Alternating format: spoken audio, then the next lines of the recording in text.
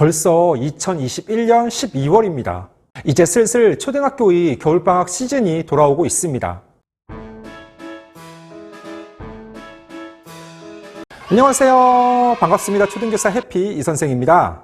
오늘은 2021년 슬기로운 겨울방학 보내기라는 주제로 이야기해 보겠습니다.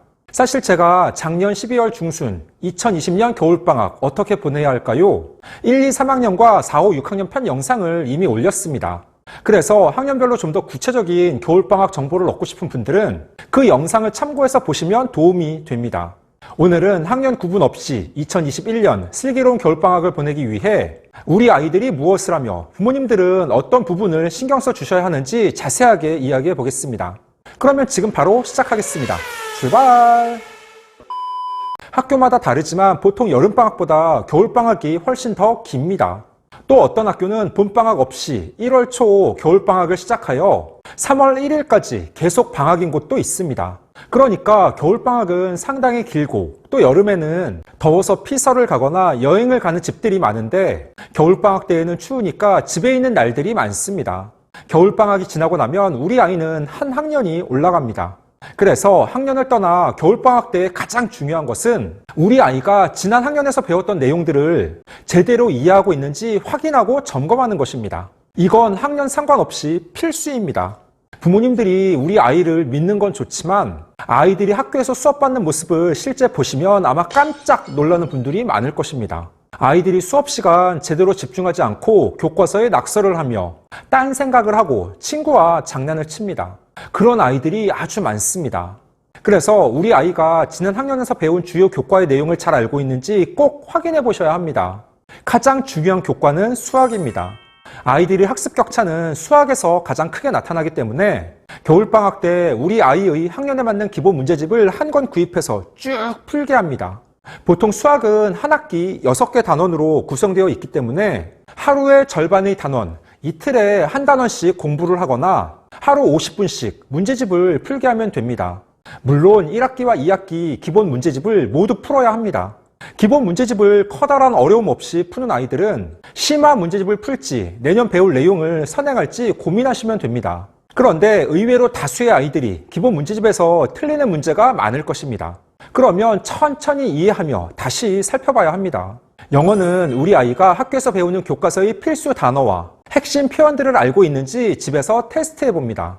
사실 영어는 학교에서의 정규 교육만으로 부족해서 아이의 수준에 맞게 계속 따로 공부해야 합니다. 국어는 지난 학년에서 배운 교과서의 제시문을 다시 처음부터 끝까지 읽어보는 것을 추천드립니다. 의외로 초3부터는 교과서의 제시문이 제법 깁니다. 국어 교과서에 실린 제시문들은 국어교육의 전문가들이 그 학년에 적합한 글을 엄선하여 실은 것입니다. 집에서 큰 소리로 다시 읽어보면 분명 많은 도움이 됩니다. 그리고 내년 학년의 국어 교과서를 구할 수 있으면 미리 제시문을 읽어보는 것도 괜찮습니다.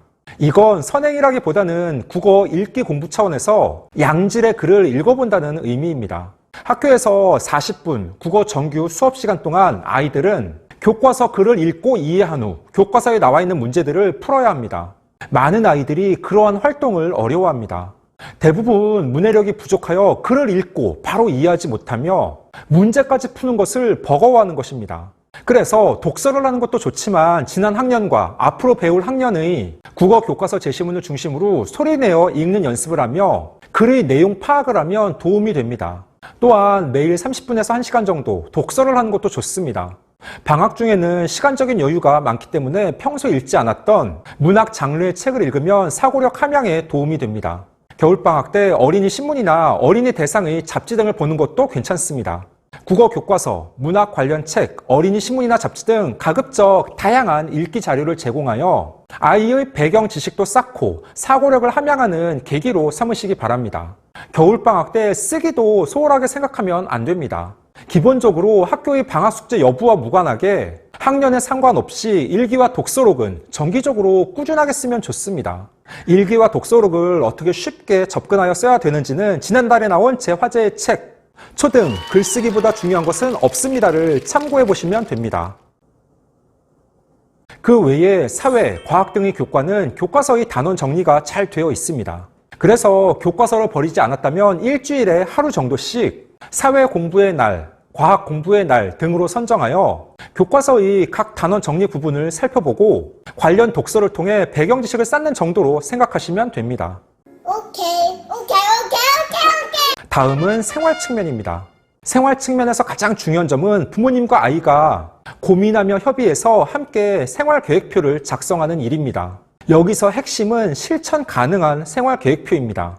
그리고 그 주체는 부모님이 아니라 아이가 되어야 합니다. 생활 계획표를 작성했으면 매일매일 체크리스트를 만들어 주시는 것도 좋고, 아이의 다이어리를 하나 장만해줘서 거기에 아이가 매일 밤 잠자기 전 본인의 실천 여부를 기록하게 합니다. 보통 겨울방학 계획에는 매일 반복되는 일상들, 예를 들어 1시간 책 보기, 1시간 수학 문제집 풀기, 매일 30분 영어 단어 외우거나 영어 책 보기, 매일 30분 산책, 줄넘기 등 운동하기는 필수로 들어가고, 그 외에 요일에 따라 다른 계획들이 추가되는 것이 일반적인 패턴입니다.